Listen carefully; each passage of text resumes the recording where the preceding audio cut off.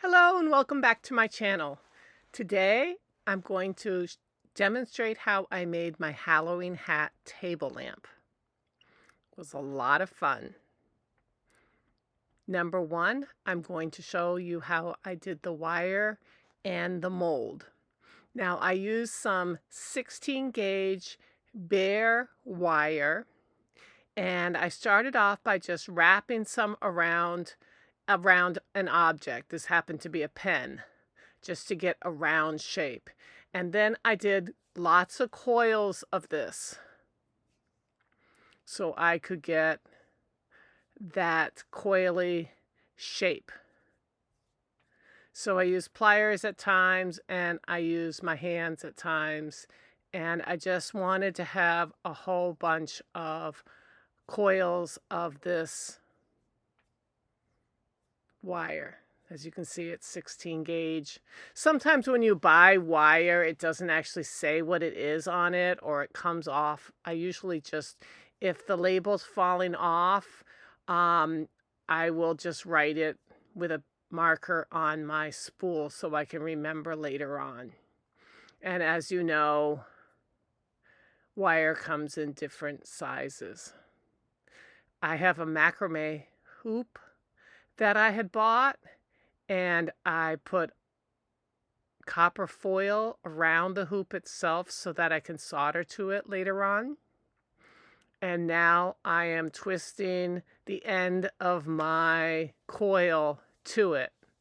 So there we have this graduated kind of coil, and I just added a couple more loops. I could have gone all the way around, but I ended up deciding that if I want to, I can add more loops later on.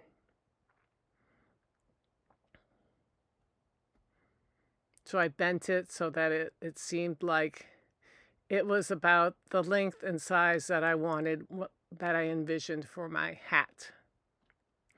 Now I took a piece of paper and I made a mock-up hat first so I could see what size I wanted for the cone part of the hat, and then I traced it onto a piece of silicone.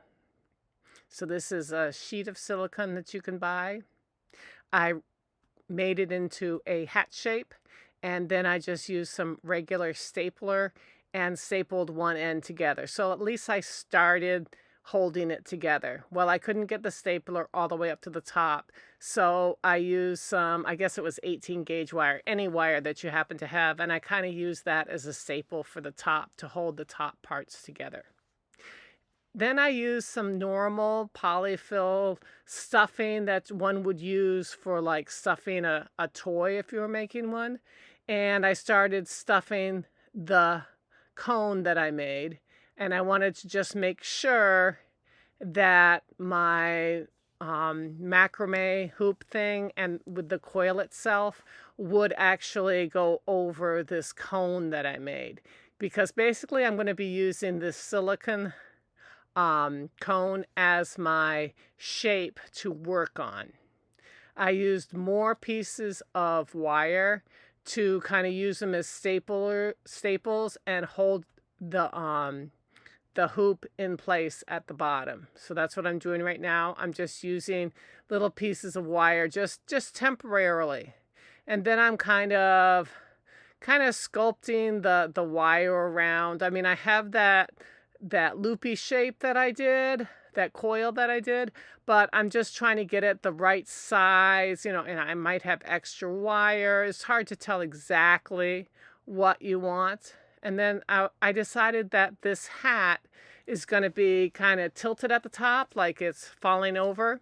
So I need to try to make that shape before I start doing the soldering. So I figured out how I'm going to bend it, and then I had to use more pieces of wire to kind of hold it in place. So that's what I'm doing right now, is I'm kind of using more pieces of wire and just kind of like wiring them together and stabbing them through the silicone at times to hold it into place. Yeah, and at times I had to use pliers to help me. Now, the good thing about silicone is that, well, there's lots of good things about it, but these holes that I'm plopping in it really doesn't degrade the product that much. So I could use this cone that I just made in lots of projects in the future. You know, I could cut it again or reform it into whatever I want, because once I'm done soldering, it's not going to hurt the silicone at all, and you can clean it really easily. So it's going to be in great condition when I'm done. So it's getting to about the shape that I want. So this silicone cone is only to start the shape. I end up taking it off later on. Yeah, I kind of like tuck that extra end in to try to get the shape that I want. So that looks pretty much what I'm after. Now I'm going to solder some glass onto it. So I bought mosaic pieces of glass that are already cut in different shapes. You can cut your own if you want to. There's so many different things you could use. But this was kind of fun. I could get them in different colors and different shapes. I decided I'm going to go with a purple, yellow, and orange color scheme for this project. Now, at this point, I still have my old soldering tip that I've talked about before. I'm still waiting for my new one to come in, and it's really, really getting bad. It's not even straight at the end anymore, but it still works, so I will deal with it. I'm using a very thin silicone glove on that kind of helps keep your hand clean, and it kind of helps disperse the heat. So that helps. I actually got these octagonal shapes at Hobby Lobby. I had to order them online, but they are very pretty, and I got an amber assortment. And then I foiled them. I used my black-backed copper foil to foil them. So sometimes I use the full thickness of foil, and sometimes I will cut the foil in like half, sometimes even in quarters, the long way, so that I'm not wrapping around my glass as much. This particular mosaic pieces are the same thickness as your normal stained glass.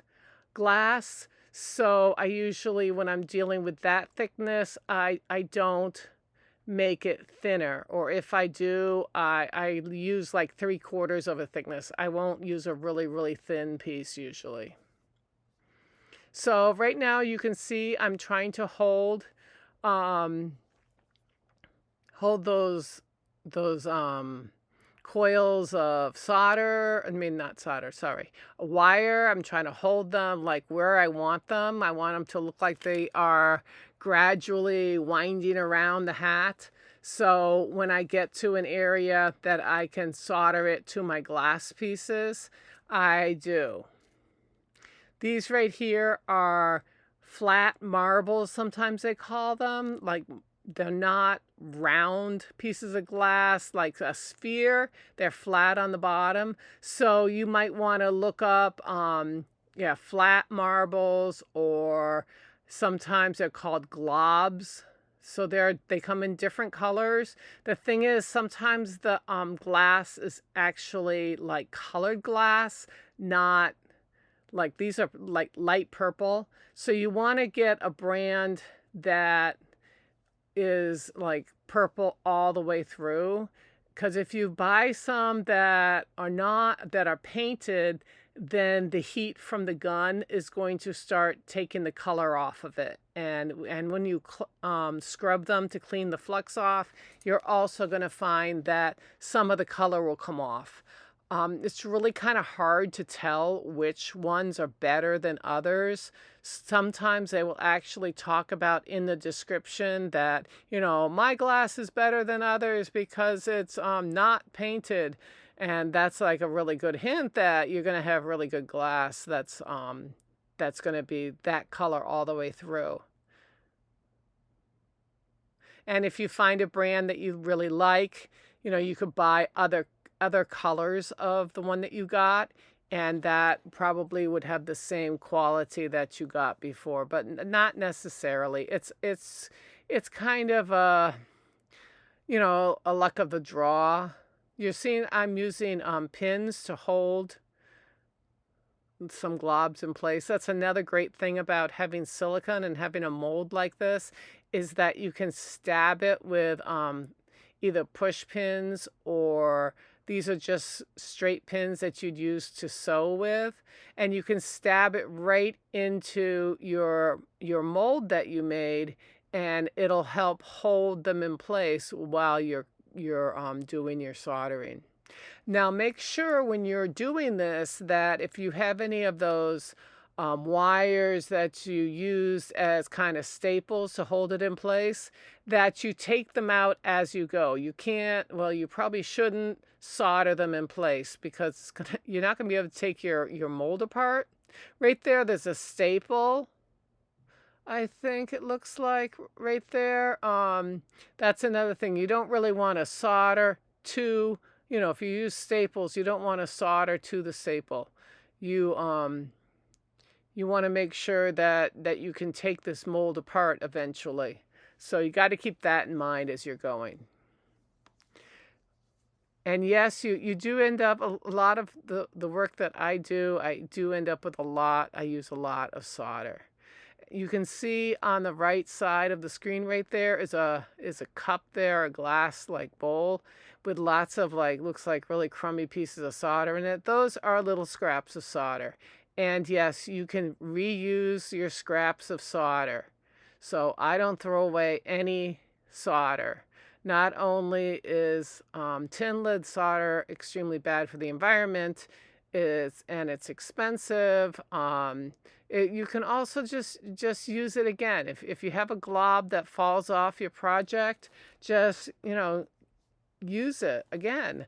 I even have a video where I made a silicone mold that I used to melt scraps of solder in to make a long stick again, so it's easier to use. Right now, as you can see, I'm trying to fill in a gap. So I've decided that with this particular project, I'm not going to have any gaps between the glass. Sometimes I do, and then the lights just kind of shine through the gaps, and that's a fine thing to do. So you need to decide, am I going to have gaps, or am I not going to have gaps? Now, obviously, if you decide it's okay to have gaps, then it's going to be a little bit easier, because you're not going to have to figure out, okay, I have this big gap. Do I fill it with solder, or, as I show you later on, fill it with foil and then solder? Or do I cut a piece of glass to fit perfectly? You know, you have to decide what to do if you decide you want to have it completely filled in.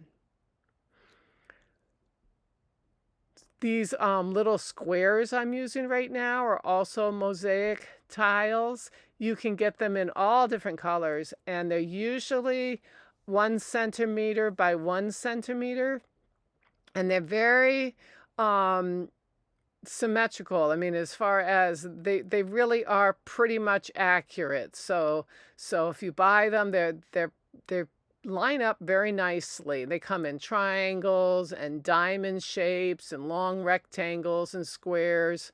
And so that's really cool. You can get all different sizes. Now, most people use these with mosaic art and cement type cement stuff, and they don't use them with solder. But I like to do this busy work and put foil around them and use them as decorations with solder. So you can use tweezers. Sometimes I use silicone wands. You can use anything you have to hold things in place while you are soldering.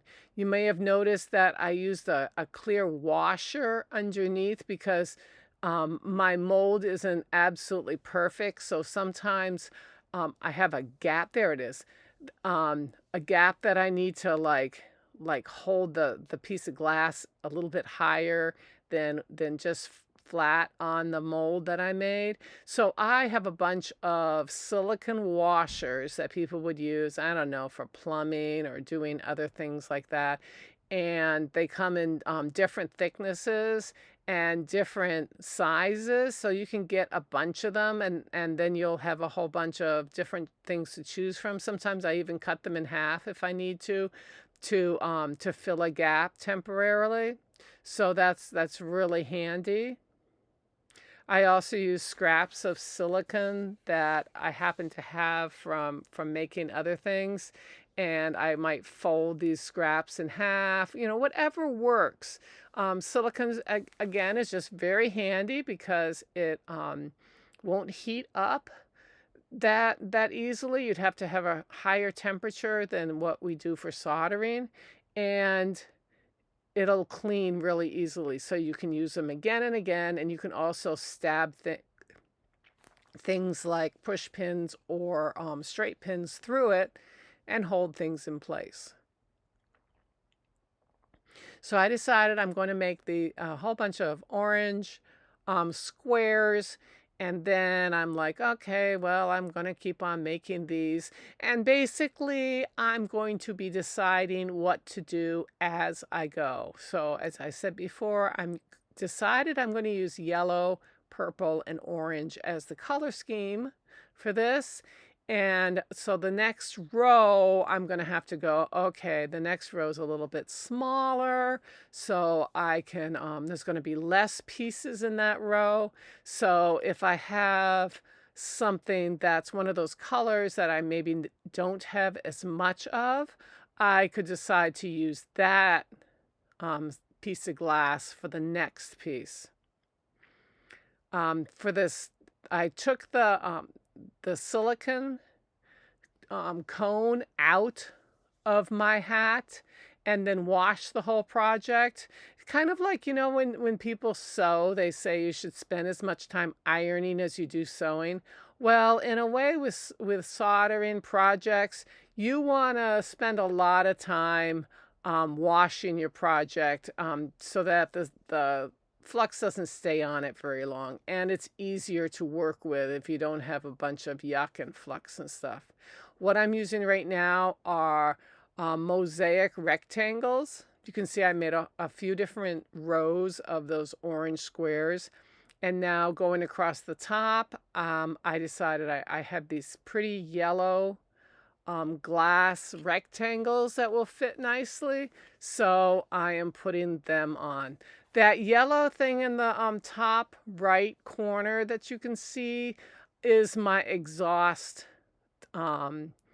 machine that I put over where I'm working so that I don't get a lot of fumes in the way. Now you saw that piece of glass was a little bit too long, so I just took some nippers and cut off a little chunk in the corner. And yeah, I could foil where I just cut it there. I could foil that. I'm going to be, I guess, a little lazy for this project, and I'm not going to go back and start foiling little teeny cuts like that. When I put the solder on it, I will kind of cover up the little bit of glass there so it won't be overly visible.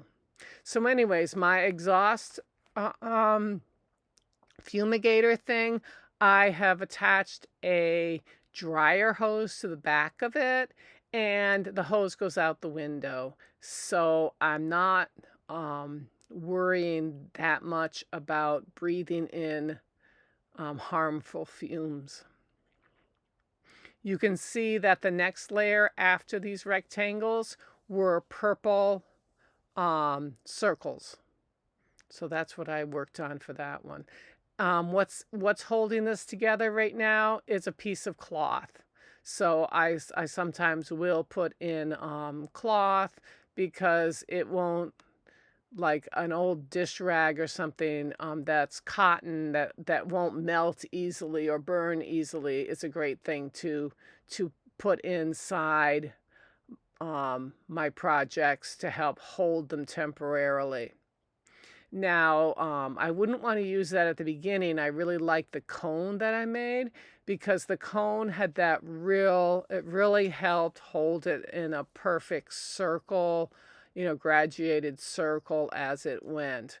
Whereas just putting a bunch of fabric inside the coil will not be quite as regular as having that nice silicone coil. As you can see, I'm just adding pieces. I'm trying to use different colors of yellow, of my rectangular yellow pieces. And as I showed before, I'm just cutting them with nippers or glass cutters to get the smaller pieces.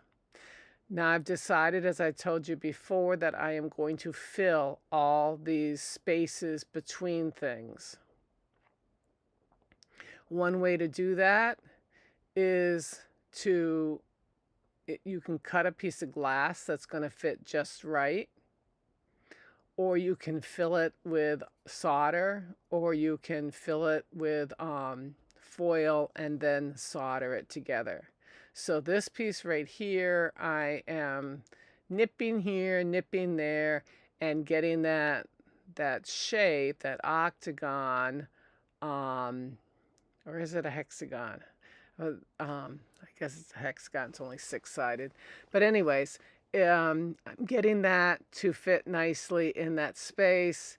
And as you can see, I'm using a piece of silicone underneath it to hold it in place while I solder.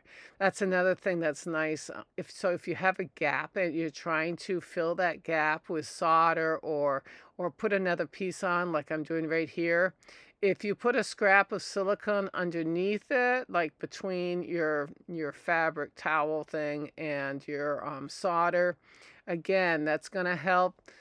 It's going to help be like a backing for filling an area like I'm doing right now, because it's going to stop the solder from keep on, falling through. So I'm going to go through and I'm going to fill gaps. So where I have kind of smallish gaps, I can fill them with solder. So as you see, I'm just kind of dropping in solder where I think there's a need. And when you wash your a project like this, you will also see where it needs where were bubbles in the solder or where there are thin areas, and you'll see where you need to add more solder. Now this isn't a really smooth solder look when I'm done because of all the different levels of foil and glass. You're not going to get that perfectly smooth look. I'm also, as you can see, I'm going around and I'm just adding solder where hasn't been any solder yet. Right here, I am adding another row of glass. I'm using some bright orangey red hexagons at the top. And yeah, I know I'm going to have to cut a lot of the pieces because, there's just not that much space there. I'm still going to try to keep that perfect circle look. So it's going to be a little bit harder because I can't really fill that as easily, although I do try later on with something there as a backing.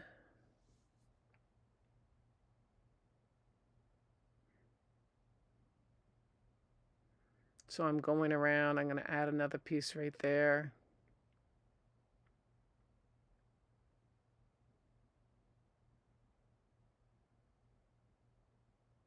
So I'm going to be adding more pieces of glass at times, and I'm going to fill whenever I see an area that needs to be filled. I will fill it. Now, when you're filling any area, what you want to do is kind of plop in some solder and then let it sit and cool down a little bit and then come back and add more. If you try to fill an empty area with solder all at once, it's just going to heat up all of the solder and that will not work.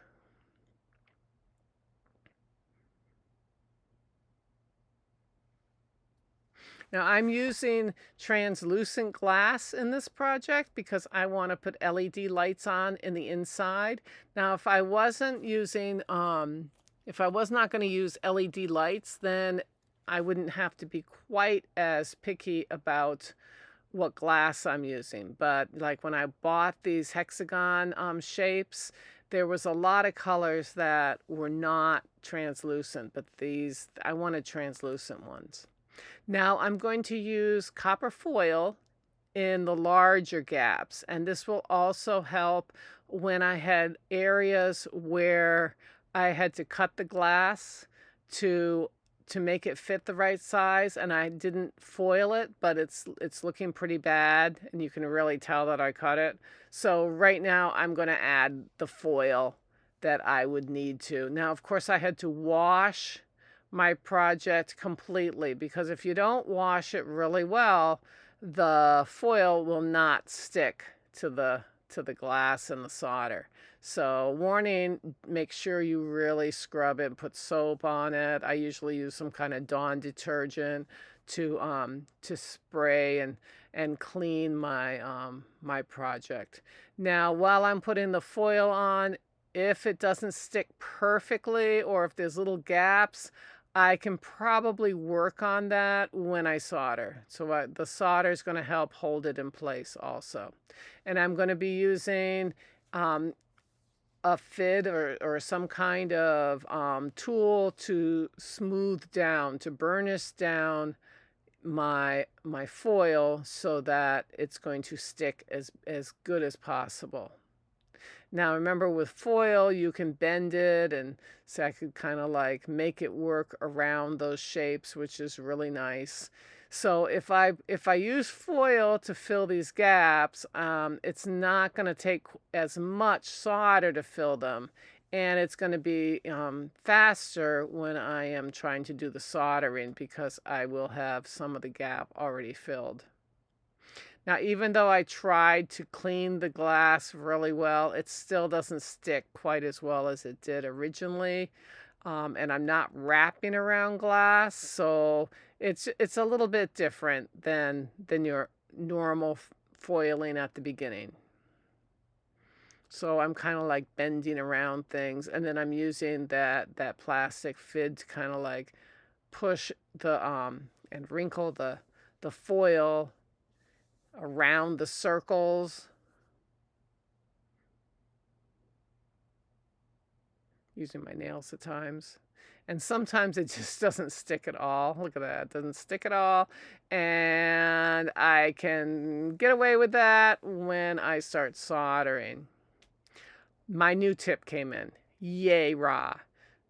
So I ordered a new tip from Amazon. It took a while to get here, unfortunately, but I finally got it. It was a hat coat tip, 1/4 inch wide at the top, and I'm really happy to have it. So to install your new tip, you need to take your solder iron, and as you can see, I mean, it is not supposed to be pointed at the end. It's just worn off. I am using a pair of pliers to unscrew this thing.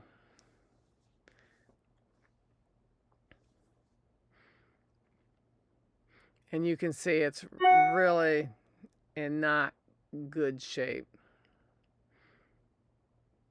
And even the that white heating rod is looking a little old and burned. I gotta look into that and see if I have to replace that sometime. But this, the shaft that the tip goes on is still in great condition, so that should last quite a while. But look at how nice that new tip is going to be. I'm actually going to turn the temperature down. I had turned it up some. You don't want to over tighten it, but you do want to tighten it. So I had it up over close to 500 degrees. I put it back down to like 460. So now when I start soldering, it's just going to be so much easier. It's going to flow so much better. It's going to be smoother. It's going to heat up better. It's just really awesome to have a new tip. It makes you go, why did I wait that long? You know, I should always have one on hand. And I might actually do that because I have a smaller one that's brand new that I just don't use very often. Um, it's brand new. I mean, I've used it a little bit, but it's pretty darn new. But I like this size for most of my work. I just really like that size. And I'll put the actual one that I bought. I'll put in the description of this video so you can see exactly which one I get. Now, as you can see, the foil, because it's kind of just stuck on the top layer, it's not even wrapped around anything. It doesn't want to cooperate as much as the original foil. It likes to float around and fall off as I'm going. But if you work with it really delicately, you can use that foil that I put on to help fill these gaps and make it worth. I'm pushing some down by hand. You don't want to get the flux to get underneath the foil. You know, you just want it on top because yeah, it's not going to it's going to get underneath on the sticky stuff, and then it won't stick at all. And I don't want the look of the edge of the foil as you know, the hunks of foil that I'm piecing from one piece to another. So I usually have to like put the solder down the foil so it stays, and then maybe add a little bit more solder on top to kind of get rid of that, hi, I'm a piece of foil look, because I don't really want that. I don't mind my seams to be a little on the chunky side, but I don't want them to look like they're pieces of foil.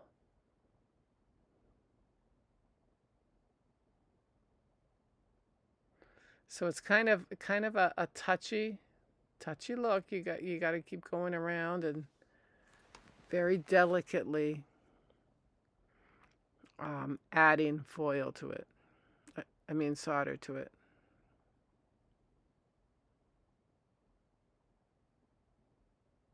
I think that one ends up falling out, that one I'm working on right now, and I had to replace that glass. So like if you heat up your glass a lot, you may find that your glass kind of just falls out. Especially like those circles that I was working on, those purple circles. I used a very thin piece of foil to foil them originally, because I only wanted to go around the outside perimeter of the round piece of glass, and that's not very much that's not very secure, you know, if you just go around the outside and you don't wrap around it at all. So they'll have much more of a tendency to just fall out than if you wrap a little bit. Now I'm going to turn my art project over, and I'm going to get rid of the big globs that have fallen through my hat.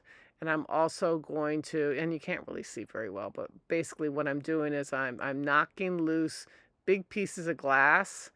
I mean, solder, and I'm also getting solder off of the glass, because there's areas where the solder's kind of splatted on another piece of solder. I mean, another piece of glass. So I am just kind of heating up those pieces of solder and getting them off. Now, I'm not too worried about back soldering as like I do in lots of other projects, because it seems pretty secure, and I'm not worried that it's not strong enough. And I'm not worried that the copper color of the unsoldered foil is going to detract from my finished projects. So I'm basically just doing this to get rid of the glumps, and I'll have extra solder for another project, because sometimes it's quite big pieces of solder in there that has fallen through. So I'm just kind of smoothing it out. Now I'm going to finish adding some more glass to the top area because I hadn't finished that. And to make that shape at the top, sometimes I just I'm using triangles right now for this area. So I'm not using a piece of anything to hold the shape because these triangles it's pretty easy to just hold them in place and make them form the shape I wanted. These they're not triangles, they're like diamonds, or they're bought mosaic pieces, and some of them I actually cut in half and foiled them as individual triangles, like half of the diamond shape. So I did that ahead of time instead of just cutting them as I went. I knew that because this area is kind of small, that I'm going to have issues with using big pieces like the big diamonds themselves. So that's why I originally cut some of these in half and foiled them so that they would be ready to be placed. So obviously I didn't have any preconceived ideas of how I'm going to use these um, diamonds. So I'm just kind of trying to figure out, well, let me see, one of them might work here. I don't know. And it's really hard sometimes to get your tweezers and everything to hold it just the way you want to.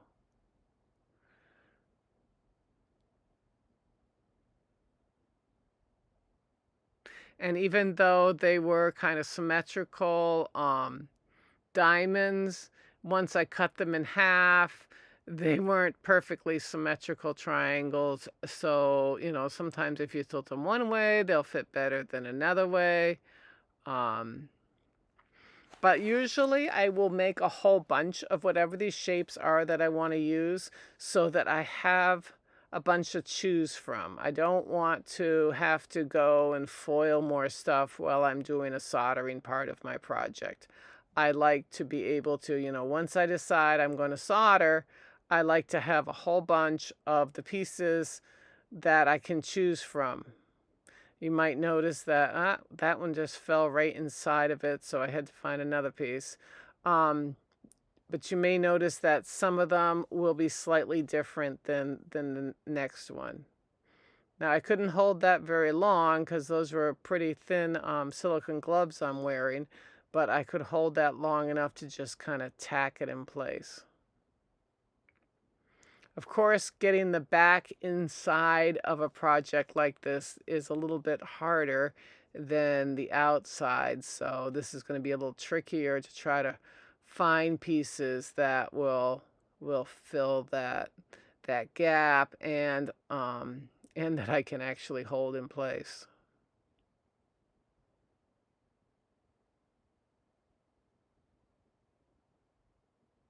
You can see that there's some holes I'm going to have to fill also, but that's okay. Now I use some glass jars on my table. You can see that one of them's filled with the solder globs, and then there's another one, and then I also have the cloth that I use. So you're going to want to have different stuff on your table probably to help hold your projects in place while you're soldering, because getting them at the right angle, even if you're not trying to film it like I'm doing a lot of the time, is just kind of tricky. Because whatever you're making might not want to stay at the angle you want it to stay at.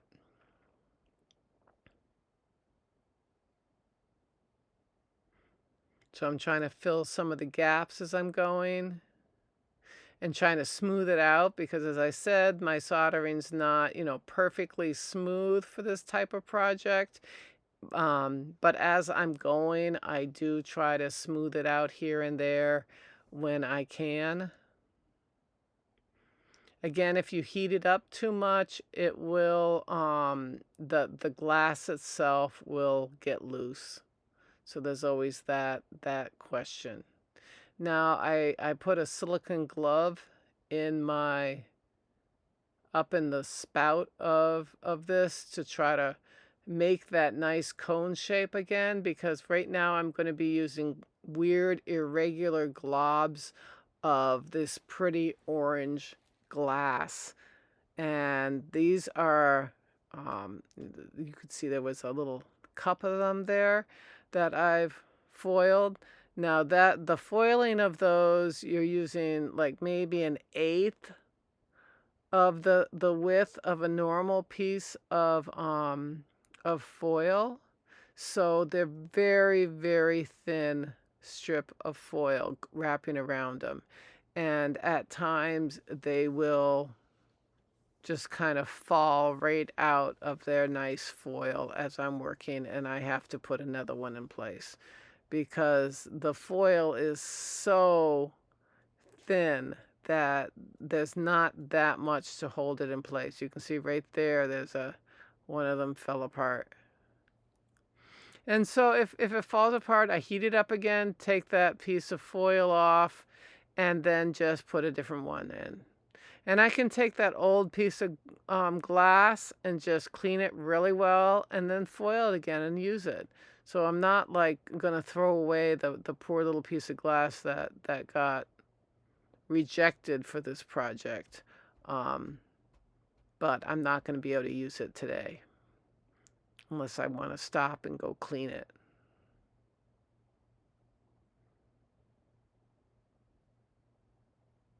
So I'm going to be using some of these pretty orange pieces and use that to finish this area.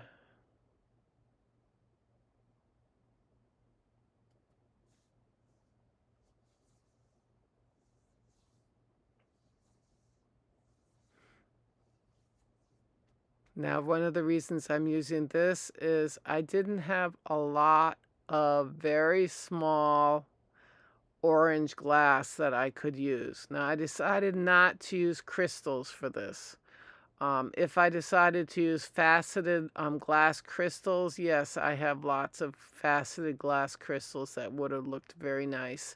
But you have to make a decision, am I going to use cut glass for a project, or am I going to use flat glass, or there is some decorative glass in this that have like little wavy shapes and stuff in it, but I'm not actually using cut glass. So that was a conscious decision, and I just had to decide, what am I going to do? I don't like it being too busy and have a whole bunch of different types of look. I want to try to condense it somewhat to smooth glass or faceted glass.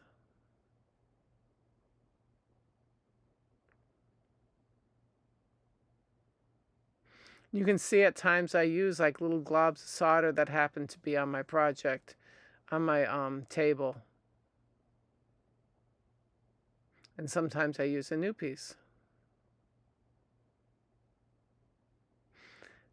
There's a piece of wire wrapped around at the bottom. Oops, see, there's another piece that fell off. So I just take tweezers, hold on to the foil, heat it up again, get that piece of foil out of there, and then put another piece of glass in. So as I was saying, I have a wire wrapped around that little glove that I'm using. That's what that extra piece of wire toward the bottom is. Now, sometimes when a piece of glass happens to fall out of your project, you can find another piece of glass that'll just kind of fit inside that foil instead of taking the foil off. It's never as successful as taking the foil all the way off and starting over in that area. So if you can, I would suggest just taking the foil and the glass off that fell and got loose, and just starting over again with a different piece of glass. than expecting it um, to work. I'm just kind of like trying to get that glove out of the top and getting the wire off. So now you can see that I'm getting pretty close to the end of the hat. So now I got to figure out, what I can do to finish the end of the hat. And I add some more little pieces of the amber glass. And of course, if they're round globs, they're kind of hard to hold with tweezers. So it is kind of challenging. Now I'm going to make the brim. So it's a witch's hat, right? So it has to have some kind of brim. And I drew a couple circles on a piece of black glass, and I was like, well, how am I going to cut the inside? Well, I'm just going to go in from the side and cut the circle. Now, I could have decided that the brim is going to be made up of 5 different pieces, or I could have pieced it together. So it's whatever you want to do. I'm using my ring saw for this because I'm not all that good about cutting like an interior cut like that, and actually thinking that it's going to not break. I haven't really tried that, but the outside circle I could have done without using my ring saw, without breaking the glass probably. But the inside one is kind of more of a challenge, to just do that without, as one piece without breaking it. I guess you probably could, but I think it would have been very difficult. And yeah, I need to change the water in my ring saw because you can see it's pretty full of a lot of little chips. Now I decided the outside of the brim of the hat is going to have a loop of wire around it, just for a little decoration. So I'm started off with a bunch of, it looked like 12 gauge wire, so it had some heftiness to it. So I had a coil of wire, and I made it like halfway to begin with, and so I could go one direction with it and then go the other direction with the other half piece. You could have started at just at one end. The thing is that it's a lot to wind it all the way through it, and I thought that if I started my coil of wire kind of in the middle of the coil that I had, then it might be a little easier to do, because then I can just go the other direction on the other side. So it ended up that I didn't need as much wire. I mean, it's really hard to tell how much wire you need on something like this. So I just started with the hunk that I had, hoping that it was going to be enough, and then cut what I had. Tried to force them together so that they kind of would end up looking, I mean, I'm going to solder them, but if you make it as good as possible before you start soldering, it's just going to end up looking better.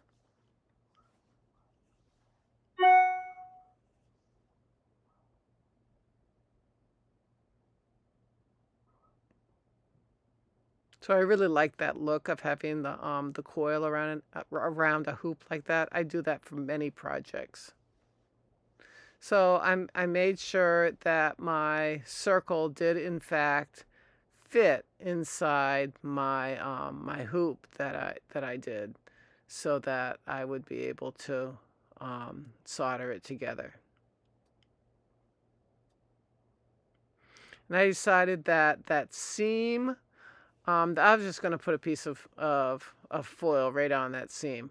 I'm going to end up using black patina on the whole thing when I'm done. So I'm not overly concerned about like that seam. It's going to kind of blend away once it's done because of the black patina, and it's black hat, so black brim, I guess. I'm making sure that my foil is pressed down as much as possible. You can see that it's not fitting exactly, not as close as I would like it to be, but I'm going to go with it anyway. So I'll just fill those holes. The reason I made the black glass a little bit smaller than the actual hoop was because I knew I was going to put the wire wrapped around it, which would make a more irregular shape there. But I guess I should have had it a little bit bigger, but that's life. So I filled it with solder, and I have that hole in the middle because I want lights to come up, remember? So I'm setting my hat that I made on the circle, and now I'm going to kind of solder them together with scraps of solder or whatever I have. I'm just going to fill that gap all the way around the hat, and figuring that will hold it as good as possible. Yeah, that's one of the problems with some of these filming is that fume exhauster gets in the way. Well, you gotta have it, so that's life. So as you can see right there is a big hunk of solder made with scraps. It's like the end of a scrap tube that I made, that I was talking about earlier, that I made with a silicone mold of a tubey thing, and I was just holding that with pliers. You use tweezers and pliers a lot. Now I used my saw again and cut pieces in orange and yellow glass to make a bow, because I decided, you know, any witch would want to have a bow on their hat.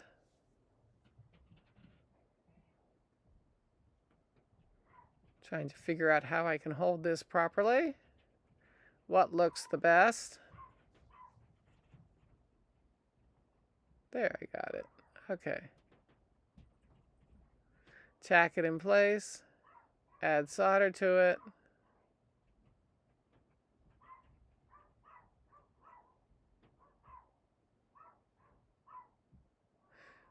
I'm going to want to solder wherever my new bow hits a solder joint, like wherever it hits any kind of solder area, I'm going to add solder to it. So I added it to the back there, and then I added pieces to the front of the brim where it hit the that pretty design that I made. But when I did that, I just added just a little bit because I didn't want to take away from the look of those ends of the bow. So I kind of like tucked those solders inside of it. And then I thought it needed just a little bit more design, and that was just too small. So I'm trying to find something to put in front of the middle of the bow, just to add a little bit more decoration. And I decided I'm going to use another hexagon, one of those orangish reddish ones, but because it's going to be really hard to solder the back and the front, after it's in place, I decided to tin it ahead of time because I want to, when I put the black patina on it, I want to make sure that the whole thing gets black. So that's why I tinned it ahead of time, because it would have been like impossible to tin the back of it afterwards. And then I had some extra pieces of glass, and I was just like, well, should I decorate a little bit more or not? And I decided, no, you shouldn't. It looks great. So I took it in the bathroom and scrubbed it really, really clean with my Dawn spray and my scrub brush, because it's ready now to do the patina. And this is what it looked like before I put the patina on it. So I'm outside in the sun, just showing you what it looked like when it was silver. But because this is Halloween and black is really, a color that you use in Halloween season, I am going to add black patina to it. So it's sitting out there in the sun. I am using black patina in a spray container. I often use a spray container to put patina on, because if you're using a real three-dimensional project like this, it's just really, really hard to get all the way in those cracks without using a spray. And then I also use a toothbrush and kind of scrub in the places that are missing.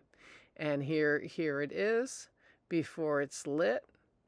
I polished it with some linseed oil. I just kind of scrubbed it on with a different toothbrush, and there it is. Thanks for watching. I think it'd be pretty to put like candies around it on the table. I just think it's really a pretty centerpiece. Thank you. Bye-bye.